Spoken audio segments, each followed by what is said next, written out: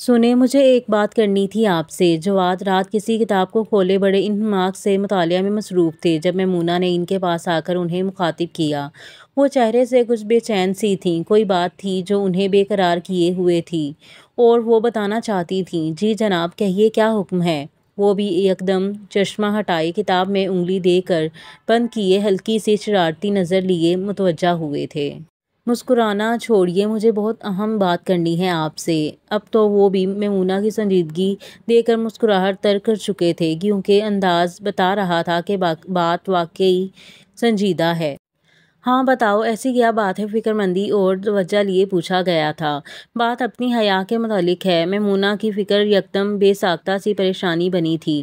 جواد نے ایک کھوجتی نظر ثبت کی۔ کیا ہو گیا حیا کو؟ ٹھیک تو ہے میری گڑیا؟ خاص بے چینی بھی نمایاں تھی۔ حیا کے لیے وہ ویسے بھی کافی ٹچی تھے، لاڈلی جو تھی، اور شاید اس لیے بھی وہ ان جیسی تھی۔ جی اسے کچھ نہیں ہوا، بالکل ٹھیک ہے، مگر وہ جو کہہ رہی ہے وہ بالکل ٹھیک نہیں ہے۔ میمونہ تو واقعی اچھا خاصا سسپینس کریٹ کر چکی تھیں۔ کیا مطلب؟ کیا کہہ رہی ہے؟ وہ بھی سنجیدگی لیے بے قرار ہوئے تھے۔ وہ عبید سے شادی کا کہہ رہی ہے، لیکن آپ تو جانتے ہیں نا ایسا ناممکن ہے۔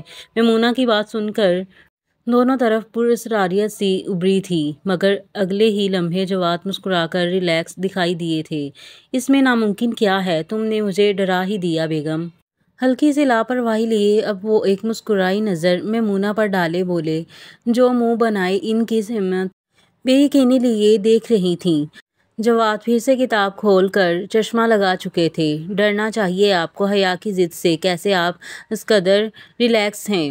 جانتے نہیں آپ عبید کو؟ وہ کبھی بھی حیا سے شادی کے لیے ہاں نہیں کرے گا۔ دونوں کے نہ تو مزاج ملتے ہیں اور نہ سوچ، تو پھر آخر دل کیسے ملیں گے؟ میمونہ تو گہری تشویش لیے ہلکان لگی تھیں، مگر مقابل وہی اطمینان تھا جیسے یہ رشتہ تو جواد ملک کی جیب میں پڑا ہو، بس حکم کرنے کی دیر ہو اور وہ بندہ جی جی کرتا ہاں کرے گا۔ اس معاملے میں جواد ملک تو خوش فہمی کی حد پار کر چکے تھے۔ اس کی فکر تم مت کرو، یہ تو میں بہت پہلے سے سوچ چکا ہوں۔ عبید کی شادی صرف اور صرف حیا سے ہوگی، اور تم جانتی ہو میرا فیصلہ ہی مقدم ہے۔ دوسرا یہ بات، اگر حیا کی بھی چاہت ہے تو یہ تو سونے پر سہاگا ہے۔ کرن کی شادی ہو لے تو میں دلاور سے بات کرتا ہوں، مجھے نہیں لگتا کہ اسے کوئی اعتراض ہوگا۔ ہوا بھی تو میرے سامنے کسی میں جرأت نہیں کہ انکار کا کوئی سوچ بھی جائے۔ جواد کا یقین کمال کی بلندی پر تھا، خود پر مان ہی بہت تھا۔ میمونہ بھی اب کی بار تھوڑی مطمئن ہوئی تھی۔ اگر ایسی بات ہے تو پھر ٹھیک ہے۔ جانتے تو ہیں آپ حیا کو، آپ کے ڈاڈ نے اسے ضدی بنا دیا ہے۔ ایسا نہ ہو اس رشتے کے نہ ہونے سے وہ خود سر بھی ہو جائے۔ مجھے تو عبید کی طرف سے ایسا کوئی اطمینان نہیں ہے۔ وہ پھر فکر میں ڈوبی بولی تھیں، تم اس بات سب کو مت سوچو۔ عبید میرے فیصلے کے آگے صرف ہاں کر سکتا ہے اور کچھ نہیں۔ یہ بتاؤ کرن کی شادی کی تیاریاں کیسے چل رہی ہیں؟ ہاں سچ یاد آیا، کل 2-3 بوتیک ماسٹرز آئیں گے، ان سے ڈیل کر لینا تم خواتین۔ میں نے سوچا تھوڑا شاپنگ کے چکروں کا بوجھ کم ہو جائے گا۔ میمونہ تو اس انوکھی عنایت اور رعایت پر اچھی خاصی امپریس ہوئے مسکرا دی تھیں۔ واہ جناب، یہ تو آپ نے بہت نیک کام کیا ہے۔ باقی تیاریاں تو شادی کے دن تک چلتی رہتی ہیں، اب تو مقابل بھی ہلکی سی چاشنی پھیلی تھی۔ ہم آج تک سب نیک ہی کام کرتے آئے ہیں محترمہ، اللہ میری بیٹیوں اور سب کی بیٹیوں کے نصیب اچھے کرے۔ پہلی بات مان لیے، اور دوسری دعائیہ انداز میں کہہ کر وہ پھر سے ہلکی سی مسکراہٹ سے مطالعہ میں لگ چکے تھے۔ میمونہ بھی دل سے آمین کہے اٹھ کر ڈریسنگ کی سمت بڑھ گئیں۔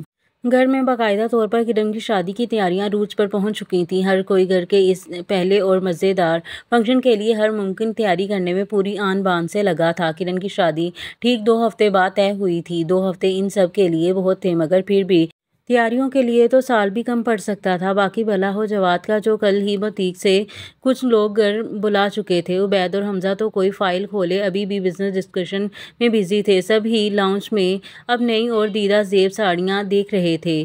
واؤ، بہت خوبصورت ہے۔ یہ سب خواتین نے پلان بنایا تھا کہ وہ بارات پر ساڑی ہی پہنے گی۔ مرد حضرات بھی سب اپنی اپنی گپوں میں شادی کی تقریبات اور وینیو پر تبصرے کرتے دکھائی دے رہے تھے۔ حمزہ اور عبید تو باقاعدہ آفس کا کام کھولے سب کو بور کرنے میں مگن تھے، جبکہ ساتھ تو بڑے مزے سے خواتین کو اپنی قیمتی رائے دینے کا اعلیٰ فرض سر انجام دے رہا تھا۔ مہرین اور میمونہ دونوں ہی ایک گلابی اور ہری جامہ وار اور جالی پر ہلکی ہلکی کڑھائی سے مزین ساڑی کو को ستائشی نظروں سے دیکھ رہی تھی۔ شاید ان دونوں کو ہی وہ بہت پسند آئی تھی۔ جی میم، کیا آپ اسے لیں گی؟ ڈیزائنر نے پیشہ ورانہ انداز میں کہا تو وہ اور میمونہ متفقہ سر ہلا چکی تھیں۔ کتنے کی ہے؟ یہ خواتین چیز بعد میں لیتی ہیں اور ریٹ پہلے پوچھتی ہیں۔ اب تو مرد حضرات بھی ان کے سوال پر شرارت سے مسکرائے تھے۔ ویسے تو 80,000 کی ہے، مگر آپ کے لیے ڈسکاؤنٹ آفر ہے، 50,000 کی مل جائے گی۔ کام ہلکا کروا کے 30 تک بھی رینج موجود ہے۔ ڈیزائنر پھر سے بتاتے ہوئے مسکرائی تھیں اور وہ دونوں ہی اتنی قابل ستائش ساڑی لینے پر متفقہ مسکرائی تھیں۔ وہ ریڈ والی دکھائیں ذرا۔ حیا بھی منہ بنائے ایک ہلکے سے کام والی ساڑی کی طرف اشارہ کیے بولی تھی، اس کا شاید ان سب میں کوئی بھی من پسند رنگ نہیں تھا۔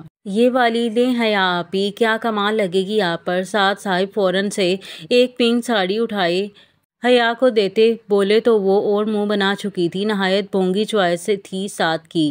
اف رس گلے، کتنی اولڈ فیشن پسند ہے تمہاری۔ ہم ایسا کرتے اسے تمہاری بیوی کے لیے رکھ لیتے ہیں جو ابھی پیدا بھی نہیں ہوئی۔ حیا کے شگوفے پر سعد بھی ہلکی سی بتیسی نکالے تھا۔ کیوں بھئی، پیدا کیوں نہیں ہوئی ہوگی؟ یہ تو زیادتی تھی۔ حمزہ بھی اب عبید کو فائل دیتے لیپ ٹاپ بند کیے ان سب کی طرف آیا تھا جو بڑے ہی مصروف انداز میں اپنے لیے ڈریسز پسند کر رہے تھے، جبکہ عبید اب نہ چاہتے ہوئے سامنے میز پر سجی رنگ برنگی ساڑیاں دیکھتے ہوئے ٹیک لگا گیا تھا۔ تب اور فیشن آ جائے گا ہمارے سعد کی دلہن کے لیے۔ کیوں بھئی چھوٹو؟ حمزہ بھی سب کے بیچ انٹری مارے ہنسا تھا۔ اس نے تو عبید کو بھی دعوت دی تھی، مگر وہ تو جیسے لیے دیے انداز میں ٹال چکا تھا۔ بھائی ان میں سے میرا فیورٹ کلر ہے ہی نہیں۔ حیا نے تو باقاعدہ رونی صورت لیے اپنے پسندیدہ رنگ کے نہ ہونے پر افسردہ ہو کر کہا تو حمزہ بھی ہنس دیا۔ کوئی بات نہیں، میں اپنی گڑیا کو خود دلا دوں گا۔ ویسے یہ کلر دیکھو اچھا ہے کافی۔ کرن بھی ملازمہ کے ساتھ ہی سب کے لیے چائے لیے آ گئی تھیں۔ اسے کاموں سے روکنے کے باوجود وہ کچن سے نکلنے پر راضی نہیں تھیں۔ یہ تو واقعی زبردست ہے۔ کرن کو بھی پسند آئی تھی تو وہ حیا نے ہنستے ہوئے اسے ہی تھما دی۔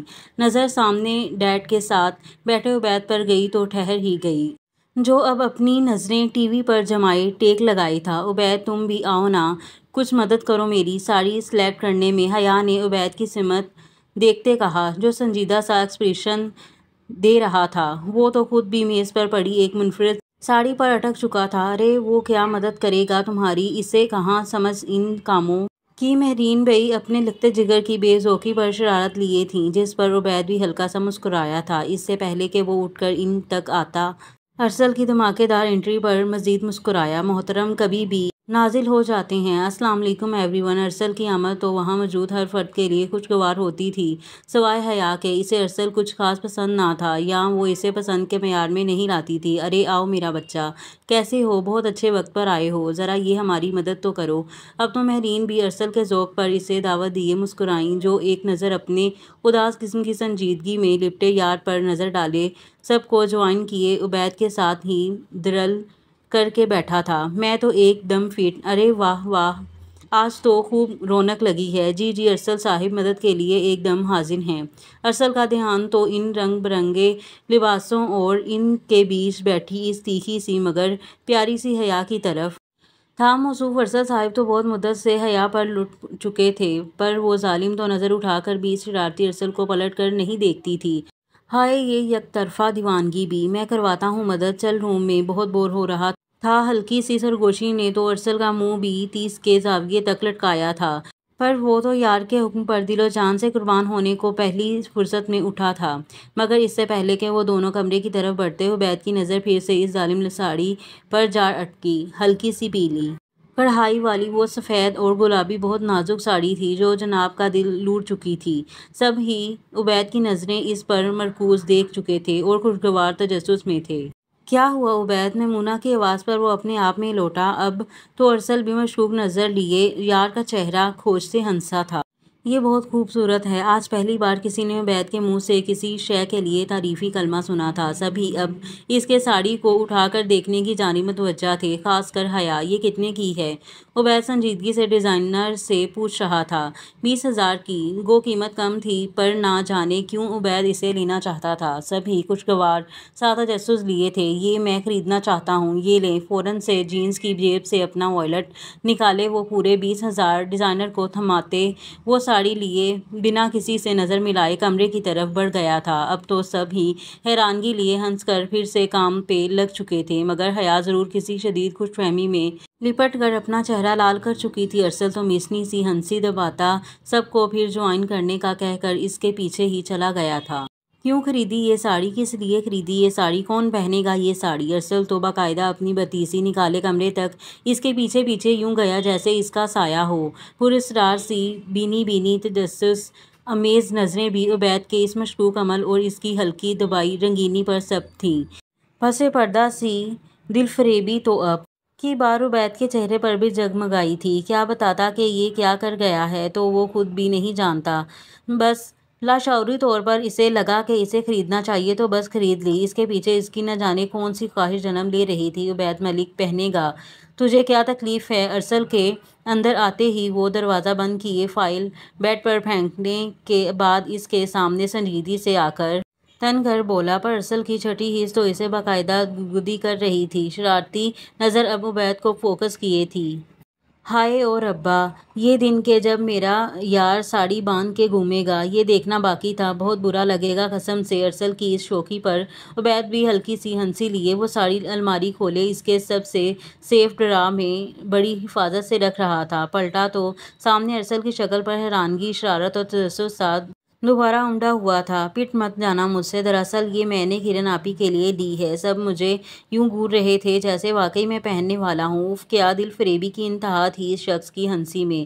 تبھی تو وہ ہنستا کم تھا۔ دنیا میں بہت کم لوگ ایسے ہوتے ہیں جن کی ہنسی قدرت کا اچھوتا شاہکار ہوتی ہے۔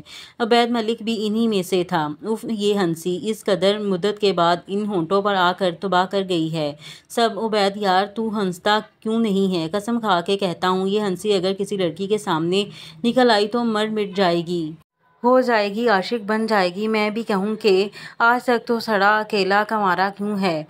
اصل ظالم ہتھیار بھی تو چھپایا ہوا ہوتا ہے۔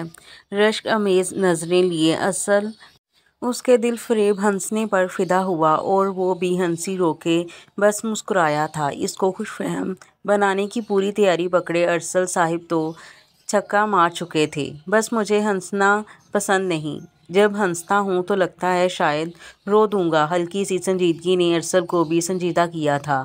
عبید شروع سے ہی ایک چپ سا سنجیدہ بچہ تھا، اداس روح سا، اور اس کی یہ عادت آج بھی ویسی ہی تھی۔ کبھی کبھی اداسی کا عنصر وجود ہی نہیں بلکہ روح تک میں گندا ہوتا ہے کہ انسان کو کھل کر جینے ہی نہیں دیتا۔ عبید ملک جو مسکرا بھی لیتا تھا پر ہنسنے کا کام اس کے بس سے بہت باہر تھا، یا شاید ایسا تھا کہ اس جیسے بظاہر پتھر دکھائی دینے والے شخص کی ہنسی اس کی انا اور گھمنڈی پن پر دبا تھی کہ اگر وہ ہنس دیا تو باقی دنیا جیسا ہو جائے گا، مگر وہ کب تھا باقی سب جیسا؟ وہ ایک منفرد روح اور دماغ کا مالک تھا جس نے بچپن سے ہی اپنے خوف سے جنگ شروع کر دی تھی۔ گہرائی کا خوف، گہرے پانی کا خوف، مٹ جانے کا خوف، رو دینے کا خوف، اداسی اور غصے سے سر میں اٹھنے والے ہولناک درد کا خوف۔ اتنے خوف تو انسان کو کھوکھلا کر دیتے ہیں۔ وہ بھی ایسا ہی تھا، اوپر سے بظاہر چٹان مگر اندر سے اندر تو صرف اس کے کوئی جانگتا تھا، جیسے ارسل منصور، جیسے مہرین ملک اور جیسے دلاور، اور کسی کو اس نے خود تک آنے کی نہ اجازت دی اور نہ وہ دینا چاہتا تھا۔ اپنے دل پر ہونے والی ہلکی سی دستک اسے پھر سے ایک خوف میں مبتلا کرنے والی تھی۔ اف، باتیں بھی ظالم، سچی میرا تو یہ سوچ کر 2 کلو خون بڑھ گیا تھا کہ تو اس لڑکی کو لے کر سیریس ہو گیا ہے اور اس کی بری کے لیے پہلی اینٹ گاڑنے لگا ہے۔ ارسل بیچارے کے منہ پر شدید دل کے ارمانوں کے بہنے کا غم لہرایا تھا، اور کچھ لمحے کو ایک سایہ سا عبید ملک کے چہرے پر بھی آیا تھا جس سوال کا جواب وہ تلاش نہیں کر پا رہا تھا۔ شاید ارسل کی بات نے اس کے جواب کا کوئی کنارہ نکل آیا تھا۔ تجھے سچ میں رشتے کروانے والی مائی ہونا چاہیے تھا۔ میرے بندے ہاتھ دیکھ، جان چھوڑ میری۔ عبید بھی فوراً بیزار منہ بنائے ہاتھ جوڑے بیڈ پر گرنے کے انداز میں بیٹھا تو وہ پھر سے اپنی بتیسی پھیلائے سامنے ہوتے بیٹھا۔ ہاں قسم سے اگر مائی ہو تو نہ تو پہلی زبردستی شادی تیری کرواتا، بھلے اس نیک کام میں مائی کو جیل ہی کیوں نہ جانا پڑتا۔ چل مائی ہی سمجھ لے پت، میں تے کہندی آں کڑی بہت چنگی اے، تو ہاں کر دے میرا پت۔ ارسل صاحب اپنی تمام نوٹنکی سمیت عبید کی گرفت میں تھے، جو آج بہت دن بعد مسکرانے کے بجائے ظالم سا ہنسا تھا۔ بھلے بہت قلیل، مگر اف بے حد حسین۔ میں بھی دیکھ رہا تھا آج اس مائی کی ترسی نظریں۔ کروں بات حیا سے، خود کئی سال سے لڑکی راضی نہیں ہوئی اور ہاتھ دھو کے مجھ معصوم کے پیچھے پڑا ہے تو۔ ہائے اب تو ارسل صاحب کی دکھتی رخ عبید ملک کے ہاتھ میں تھی، جو اب نہایت ہی سڑا منہ بنائے پھر سے مصنوعی رونا ڈالے تھا۔ یار مجھے لگتا ہے اس معاملے میں بڑی ٹھنڈی قسمت ہے تیرے اس حسین و جمیل ارسل کی۔ میرا محبوب تو مجھے آنکھ بھر کے دیکھتا ہی نہیں۔ ہائے کیا بتاؤں، یہاں پیڑ ہوتی ہے مائی کو۔ دل دے دکھڑے ڈاڈھے ہوندے بت۔ مائی لگتا تھا ارسل کے اندر ہی گھس گئی ہے۔ دل پر بڑے زخمی انداز میں ہاتھ رکھے وہ باقاعدہ زخمی مائی ہی لگا تھا۔ بیڈ کا تکیہ اب اس ڈرامے باز کے منہ پر پڑا تھا۔ دونوں کے چہروں پر ہنسی تھی، دونوں کتنی دیر ہی یوں ہی مسکراتے رہے۔ اور پھر ایک انجانا اور سہانا سا خوف عبید ملک کی آنکھوں میں زینہ بہ زینہ اترتا چلا گیا۔ خود کی آج کی حرکت پر وہ خود سے ناخوش ہوا۔ وہ مزید کوئی نیا خوف کیسے پال سکتا تھا؟ نہیں، خود کو بے لگام ہونے سے روکنے کا وقت تھا۔ پر پگلا یہ نہیں جانتا تھا کہ یہ تو آسمانی شے ہے، مرضی سے نہ نازل ہوتی ہے اور نہ ہی اپنی من چاہی نجات دیتی ہے۔ وہ جلد اسیری جیسی قید کا عادی مجرم بننے والا تھا، بہت جلد۔ آپی میں آپ کو بہت مس کر رہی ہوں، کب آئیں گی آپ؟ بیڈ پر اوندھی لیٹی سامنے کتاب کھولے اب وہ انتہا کی اداسی لیے فون پر شکوہ کرتے ہوئے اپنے بوجھل پن چہرے پر لائے مان لیے بولی تھی۔ دوسری طرف روحی بھی اپنی اس قدر والہانہ اہمیت پر نثار ہوتے مسکرائی تھی۔ وہ ابھی گھر آئی تھی۔ ہاسپٹل کی بزی روٹین روز ہی رات کے 11 یا 12 بجا دیتی تھی۔ میری جان بہت جلد، تمہیں تو پتہ ہے نا کہ یہاں کتنا کام ہے، لیکن تم فکر مت کرو، میں بہت جلد تمہارے پاس آ جاؤں گی۔ مس یو ٹو میری شہزادی۔ روحی بھی اپنی ساری کی ساری محبت لٹائے صوفے پر بیٹھی مسکرائی تھی۔ کیوں نہ لٹاتی؟ روحین کی زندگی کا ہونا جن وجوہات کی بنا پر تھا، ان میں بڑی وجہ ہی مکمل سکندر تھی۔ وہ جتنی بھی تھکی ہوتی تھی مگر مکمل اس کے لیے ہمیشہ پہلی خوشی اور ترجیح رہی تھی۔ دوسری طرف بھی ہلکا سا اطمینان ابھرا تھا، بلکہ رشک کہنا زیادہ مناسب تھا۔ ٹھیک ہے، لیکن یہ نہ ہو مکمل آپ کے لاڈلے کے انتظار کے بعد اب آپ کے انتظار میں بوڑھی ہو جائے۔ مکمل کو مزید امید نہیں چاہیے۔ ہنستی ہوئی اب وہ تکیے پر سیدھی ہوتے لیٹے ہلکی سی اداس اور خوش ہوئی تھی۔ پگلی کا کب پتہ چلتا تھا کہ اداس ہے یا خوش؟ دوسری طرف بھی ہنسی ایک خلش کے سنگ چہکی۔ ہاں ہاں ہاں نہیں ہوگی۔ اور تم بتاؤ سب کیسے ہیں اور اسٹڈی کب ختم ہو رہی ہے؟ تمہاری روحی کے آخری سوال پر مقابل پھر اداسی چھا چکی تھی، جو مکمل کا حسن بھی لمحے بھر کو گہنا گئی تھی۔ سب ٹھیک ہے اور اسٹڈی تو سمجھے ختم ہو گئی، 4 دن بعد ایگزامز ہیں، پر میں نہیں چاہتی کہ پڑھائی ختم ہو۔ افسردہ ترین اداسی نے کچھ پل کو روحی کے چہرے پر بھی حیرت پھیلائی تھی۔ مکمل اسے بہت ہی ڈاؤن لگ رہی تھی اور وجہ وہ بھی جانتی تھی کہ اسے ارتضا کے لاحاصل انتظار میں باندھے وہ اس ننھی گلال پری کے ساتھ بہت بڑا ظلم کر گئی تھی۔ ارے ارے، لوگ تو اسٹڈی کے ختم ہونے پر شکر کرتے ہیں اور تم کہہ رہی ہو نہ ختم ہو، ایسا کیوں ہے میری جان؟ روحی بھی اب تجسس لیے اداسی میں گری ہوئی بولی تھی۔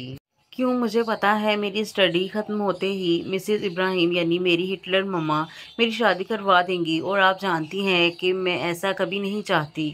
ہائے اب تو روتو سا تاثر ابھر کر اس گداز سے مکمل کو ہلکان کر چکا تھا، بلکہ بے جان کر چکا تھا۔ ایسا سوچنا بھی مکمل کی نیندیں اڑانے لگتا تھا۔ دوسری طرف بھی اب اداسی نے مسکراہٹ کا رنگ پکڑ لیا تھا۔ اداس ہو کر بھی روحی اداس دکھائی نہیں دینا چاہتی تھی۔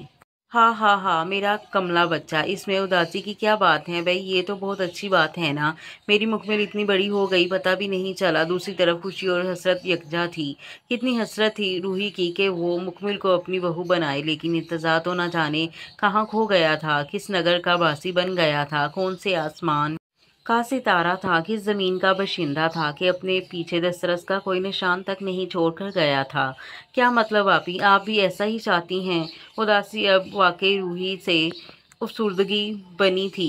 یہ محبت تو مکمل سکندر اپنے وجود میں کھروتی ہوئی جوان ہوئی تھی۔ اس سے الگ ہونا تو اسے ختم کر سکتا تھا۔ ظاہر ہے میری جان، ارتضا اگر مل جاتا تو میں تم کو حق سے مانگ لیتی بائی سے، مگر اس کی جدائی تو جیسے میری قسمت اور خوشی کی راہ میں ابد تک درج رہے گی تو میں کیوں خواہ تم کو اس خواب جیسی آس میں باندھوں۔ روحی بھی دکھ لیے تھی، بے حد مجبور جو تھی، دونوں طرف اداسی انتہا کو پہنچی تھی۔ بنا دیکھے ہی وہ ارتضیٰ کے نام خود کو لگائے بیٹھی تھی، مگر روحی کی بات بھی بالکل ٹھیک تھی۔ خواب جیسی محبت تو بس کہانیوں میں جچتی ہے، زندگی تو خوابوں سے بہت آگے کی چیز ہے۔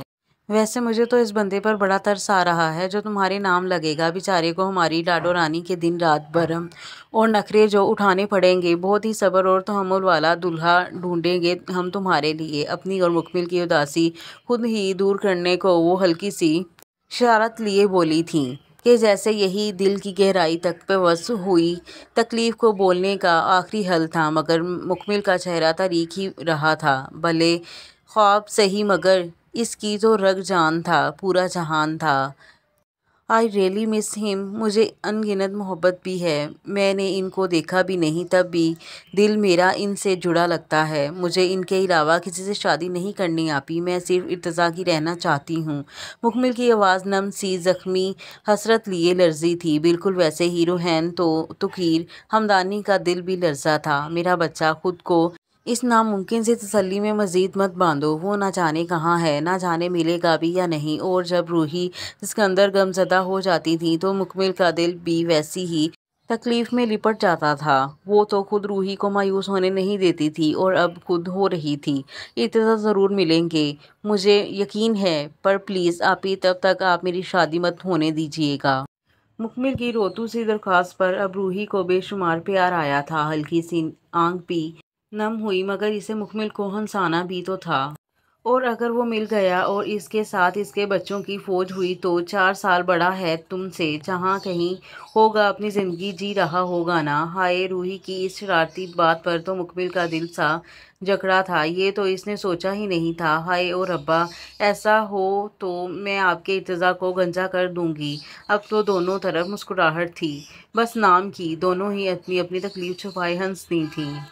میری جان، مکمل تمہاری مرضی کے بنا تمہاری آپی کچھ نہیں ہونے دیں گی، اس لیے بالکل اداس مت ہو اور اپنے ایگزامز اچھے سے دو۔ ممکن ہے رزلٹ کے گفٹ کے ساتھ یہ بندی بھی تمہیں مل جائے۔ مکمل کے چہرے پر بے حد خوشی لوٹ کر آئی اور چمک کے سنگ ابھری تھی، گویا اسے تو کائنات مل جانے کی نوید سنائی گئی تھی۔ یاہو! I love you آپی اینڈ I am waiting۔ اب آپ ریسٹ کریں، میں بھی پڑھتی ہوں۔ سارے کا سارا لاڈ لوٹاتے وہ دل سے مسکرائی تھی، مگر نہیں، آج تو وہ ارتضیٰ ہمدانی کو پھر سے یاد کرنے والی تھی۔ ٹھیک ہے، love you too and best of luck. ہلکی سی محبت میں لیٹی مسکان دیے وہ روحی کو سنتے ہی فون بند کیے سامنے رکھ کر آنکھیں بند کر گئی تھی۔ تھکن اور تکلیف کے اثار چہرے پر اود آئے، یکدم آنکھیں کھلیں تو چہرے پر ایک دکھ سا تھا، لا حاصلی کا دکھ۔ کبھی سہا ہے یہ تو جان نکالتا ہے، وہ بھی قطرہ قطرہ۔ بہت اذیت، بہت درد دیتا ہے وہ انتظار جس کا وقت مقرر نہ ہو۔ لامحدود انتظار تو کہتے ہیں کہ بینائی تک چھین لیتا ہے۔ آپ کہاں ہیں ارتضیٰ؟ پلیز واپس آ جائیں، آپی بہت اکیلی ہیں، انہیں آپ کی بہت ضرورت ہے اور شاید مجھے بھی۔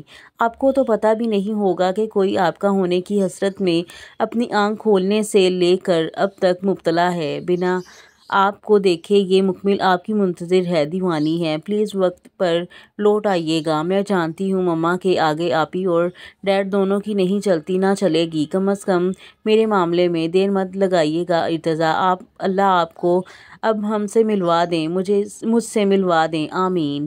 بہت اداس سی وہ گلابی پری یکدم بوجھل بن لیے دعا گو تھی۔ مکمل نے تو آج تک روحی کو بہت پیار دیا تھا، مگر روحی کی حسرت اور کمی اس بظاہر لاپرواہ مگر حساس سی دکھائی دیتی مکمل کو بہت محسوس ہوتی تھی۔ روحی کی زندگی میں مکمل کی جگہ بے حد خاص تھی، مگر وہ چاہ کر بھی ارتضیٰ نہیں بن سکتی تھی۔ وہ روحی کے وجود کا حصہ تھا اور اذیت یہ کہ اس سے کھو چکا تھا۔ کبھی کبھی مکمل سوچتی تھی کہ اگر ارتضیٰ ہوتا تو آج اس کی روحی آپی یوں دکھی اور اکیلی نہ ہوتی، ارتضیٰ ان کو یوں مشین بننے بھی نہ دیتا، مگر ارتضیٰ کی کمی اور جدائی نے روحی کو روبوٹ بنا چھوڑا تھا جو مکمل کو اداس کرتا تھا۔ ہر بار ان دونوں کی آس ٹوٹ جاتی تھی۔ ارتضیٰ کی واپسی تو ایک سوالیہ نشان سے زیادہ کچھ نہ تھی، نہ جانے وہ کہاں تھا بھی یا نہیں۔ اپنی آنکھیں دوبارہ بند کیے وہ اپنی پیاری صورت رنجیدہ کر چکی تھی۔ اب تو پڑھنے کا بھی دل نہیں کر رہا تھا۔ کتاب سائڈ پہ کرتی وہ لیمپ بجھائے آنکھیں موند گئی تھی۔ فی الحال یہی خود کی تکلیف دور کرنے کا واحد حل تھا۔ اف، یہ گاڑی کو کیا ہو گیا ہے؟ ابھی نئی تو لی ہے۔ آدھے راستے میں جا کر ہی اس کی نئی نویلی گاڑی رک چکی تھی اور ڈرائیور اب باہر نکل کر اس کا جائزہ لینے میں مگن تھا۔ فل وائٹ سی بہت سے رنگوں کی کڑھائی والا لانگ شرٹ اور جینز پہنے، پاؤں میں نازک چپل اور بال دو تین پنس میں آگے سے قید اور پیچھے سے باہر نکلتے ہی لہرانے میں گم تھے۔ ناک پر غصے سے زیادہ صدمہ لائے اب وہ اپنی پیاری نیو گاڑی کو دیکھ کر گھبرائی تھی۔ بی بی جی، لگتا ہے اس کا انجن گرم ہو گیا ہے۔ نئی گاڑی کے ساتھ ہو جاتا ہے، اس کی رننگ پوری ہوگی تو ٹھیک ہو جائے گی۔ اب تو مکمل کو شدید غصہ آیا تھا۔ ایک تو لیٹ اٹھنے کی وجہ سے اسے یونی سے دیر ہو رہی تھی اور اوپر سے ڈرائیور پتہ نہیں کون سے قصے لے بیٹھا تھا۔ اس کا پارا چڑھ چکا تھا تو اب کیا ہوگا؟ غصہ برقرار تھا۔ میں دوسری گاڑی منگوا لیتا ہوں، آپ تھوڑا سا انتظار کریں۔ گاڑی کا بونٹ بند کیے اب وہ مودبانہ سا ہاتھ باندھے نئی آفر پیش کیے بولا تھا۔ مکمل کا منہ بھی اب لٹک چکا تھا۔ نو وے، میں انتظار نہیں کر سکتی، مجھے آگے ہی دیر ہو رہی ہے۔ ایسا کریں، مجھے ٹیکسی یا کیب روک دیں، آج بہت ضروری اسائنمنٹ سبمٹ کروانی ہے۔ مکمل کے یوں کہنے پر وہ منہ اٹھائے حیرت لیے متوجہ تھا۔ اب چھوٹی بی بی یوں کیب میں کیسے باتیں؟ اور وہ بالکل ایسا نہیں کر سکتا تھا، مگر بی بی جی منمنانے کی کوشش مکمل کے ہاتھ کے آگے دب گئی تھی۔ اس سے پہلے کہ ڈرائیور سڑک سے دوسری طرف ہو کر کوئی کیب روکتا، ایک گاڑی عین مکمل کی گاڑی کے قریب رکی تھی اور پھر اس گاڑی کی سیاہ گلاس ونڈو ہٹی۔ کیا میں کچھ مدد کر سکتا ہوں آپ کی؟ مکمل اپنا ہینڈ بیگ نکالے مڑی تو سامنے سے آتی آفر پر ساخت ہوئی۔ آفر پر نہیں بلکہ آفر دینے والے پر۔ عبید ملک گاڑی کا شیشہ ہٹائے بڑے ہی سنجیدہ انداز میں پیشکش کر رہا تھا۔ فل بلیک تھری پیس اور ہلکی گلابی شرٹ، چہرے کی تلمسی سی سنجیدگی جو سامنے والی کو بھی ہلا چکی تھی۔ باروب سا ڈیسنٹ سا چہرہ لیے وہ اب اپنی گاڑی کھولے نکل رہا تھا۔ کیا ہوا؟ گاڑی کو بڑے فکرمند لہجے میں ڈرائیور سے مخاطب ہوتا وہ ایک نظر اس منہ پھلائی مکمل پر بھی ٹبٹ کر چکا تھا۔ مکمل تو جواب تک نہ دے پائی تھی۔ اس جادو جیسی آنکھوں والے کے سامنے وہ کچھ لمحے پتھر ہو جاتی تھی۔ یہ اتفاق تھا یا کچھ اور؟ کبھی عبید کبھی ارسل، یہ دونوں بقول مکمل کے اندھے اس کی جان نہیں چھوڑ رہے تھے، یا پھر ایسا تھا کہ قدرت ان اتفاقات کے ذریعے کچھ بتانا چاہتی تھی۔ دراصل انجن گرم ہو گیا ہے۔ ڈرائیور اب ذرا فکرمند تھا۔ عبید نے ایک سانس خارج کی اور مکمل کی طرف رخ کیے مڑا۔ مس مکمل، ابراہیم سکندر، اگر آپ برا نہ منائیں تو میں آپ کو ڈراپ کر دیتا ہوں۔ عبید کا انداز ہی ایسا ساحرانہ تھا کہ لاکھ انکار کے باوجود مکمل ہلکی سی لیدی مسکراہٹ لیے مان گئی۔ یونی سے ویسے بھی وہ مزید دیر ہونا افورڈ نہیں کر سکتی تھی۔ عبید گاڑی کھول کر مکمل کو بٹھائے اب حیران سے ڈرائیور کی طرف آیا تھا۔ مکمل یہ سب بڑے غور سے دیکھ رہی تھی۔ میں عبید ملک ہوں، ان کے والد کو جانتا ہوں، آپ اپنی میڈم کی فکر مت کریں، میں انہیں بحفاظت ڈراپ کر دوں گا۔ ڈرائیور بھی یہ سننے کے بعد مطمئن ہوتے ہوئے فرمانبرداری سے سر ہلا چکا تھا اور پھر اپنے پورے دبدبے میں لپٹا وہ دوسری طرف سے گاڑی کو ڈور کھولے اندر بیٹھ کر بنا مکمل کو دیکھے گاڑی سٹارٹ کر چکا تھا جو سنجیدہ سی پتھر بنی تھی۔ اتفاقات تھے کہ بڑھتے ہی جا رہے تھے۔ اس نازک دل والے پر بھی ایک ساتھ یہ دل گر بوجھ ڈالتا جا رہا تھا۔ یہ دن بھی آنا تھا کہ اس اندھے سے مدد لینی پڑ رہی ہے، لیکن کتنی ڈٹائی سے مجھے اندھا کہہ رہا تھا پرسوں۔ ویسے لگتا تو بہت سوبر سا اور ڈیسنٹ ہے، شریف اور اکھڑو سا بھی، لیکن اگر مجھے نہ پکڑتا تو میں تو گر ہی جاتی۔ چلو اس پر اب غصہ مت کرو مکمل، تھینکس کہہ ہی دو۔ دل میں سوچتی ہوئی وہ ذرا تہذیب کے دائرے میں آنے کی کوشش میں تھی۔ دوسری طرف تو الگ ہی غرور سجائے وہ پورے انہماک سے گاڑی چلا رہا تھا۔ اپنی پوری کوشش کیے وہ اپنے اندر کے انتشار کو لگام لگانے میں بہت حد تک کامیاب تھا۔ دوسری بار مدد کے باوجود کوئی تھینکس تک نہیں، کیا احسان فراموشی ہے محترمہ کی؟ عبید بھی ایک ہلکی سی خفا نظر مکمل کے ہاتھوں پر ڈالے سوچ رہا تھا جو بڑے عجیب طریقے سے مروڑے جا رہی تھی۔ یہی تو تھی جس پر عبید ملک جیسا ہارٹ لیس انسان آ رکا تھا۔ ہائے عبید ملک، یہ کس سفر پر آ نکلے ہو تم؟ اپنا دل تو دیکھا ہوتا، اپنا حوصلہ تو پرکھا ہوتا، یہ خود پر کون سا ظلم کرنے چلے ہو؟ تھینکس، اس دن آپ نے مجھے گرنے سے بچایا اور آج لفٹ دی۔ محترمہ نے شکریہ کا بہت باری فریضہ خوش اسلوبی سے طے کیا تھا اور عبید کو لگا جیسے وہ اس کی سوچ پر بیٹھی ہے۔ یکدم ہی خوشگوار حیرت لیے بڑے غرور سے وہ ہلکی سی بہت مدھم مسکان دیے مڑا تھا، جس پر مکمل اچھا خاصا منہ بنا چکی تھی، مغرور کہیں کا۔ دل میں تھینکس کہنے پر خود کو کوستی ہوئی شدید کوفت لیے تھی۔ محترم کے تو مزاج ہی زمینی نہ تھے اور آنکھیں تو بنا کہے بس وار کر دینے والی تھیں۔ تو کہاں جانا ہے آپ نے؟ مجھے بتا دیں، میں آپ کو ڈراپ کر دیتا ہوں۔ عبید بھی اب یوں خاموش رہنے کو بدتہذیبی سمجھتے ہوئے بولا تھا اور فوراً سے مکمل نے منہ کا زاویہ ٹھیک کرتے ہوئے اسے کچھ دور یونی کا ڈریس بتایا۔ کتنا بورنگ ہے یہ سڑا ٹیلا، دل میں شدید جھنجھلاہٹ لیے وہ باہر جھانک رہی تھی اور عبید ملک نے ایک نظر اس رخ پھیری مکمل ابراہیم سکندر پر ڈالی، بلکہ اس کا یہ سایہ سا آنکھوں میں بھر لیا تھا اور یہ فطری سا احساس اسے اب بے چینی میں غرق کر رہا تھا۔ تم اتنی اپنی کیوں لگ رہی ہو مکمل؟ یہ کیا عجیب سا احساس ہے، یہ کیا ہو رہا ہے عبید ملک کو؟ جس راستے پر مجھے جانا ہی نہیں، کیوں میرا وجود وہیں سرکتا جا رہا ہے؟ عبید کے چہرے پر شدید بھوجل سنجیدگی ابھری تھی۔ اس ساتھ بیٹھی بے زارگی سے باہر جھانکتی مکمل کے سحر میں لپٹا ہوا وہ شدید الجھن میں تھا۔ باقی کا راستہ خاموشی سے کٹا تھا اور یہی ان دونوں کے حق میں بہتر بھی تھا۔ بس بس، روک دیں، آ گئی یونی، مکمل کے کہتے ہی عبید بریک لگا چکا تھا۔ مکمل ایک نظر اسے دیکھ کر زبردستی کی اسمائل دیے بیگ تھامے باہر نکل کر دروازہ بند کر کے ونڈو پر جھکی۔ اف، پھر سے نظروں کا یہ چیختا ملاپ! تھینکس اگین، سنجیدگی سے ونڈو سے کہتی وہ نظروں سے اوجھل ہو گئی تھی۔ عبید نے ایک گہری تھکن زدہ سرد آہ بھری تھی۔ اس کی آنکھیں تو آج ہاری لگی تھیں۔ حقیقت میں وہ اوجھل ہونے والی مکمل سکندر عبید کے دل کے کہیں کسی کونے میں جلوہ گر ہو چکی تھی۔ اپنے الجھن پر سر جھٹکتا وہ گاڑی سٹارٹ کیے موڑ کر لے گیا نہ جانے کہاں۔ اور یہاں پر کس کا اختتام ہوتا ہے اور اگلی قسط میں ملیں گے۔ اور چینل کو لائک کر دیں، سبسکرائب کر دیں، بیل آئیکن کو کلک کر دیں اور مجھے دیں اجازت۔ اللہ حافظ۔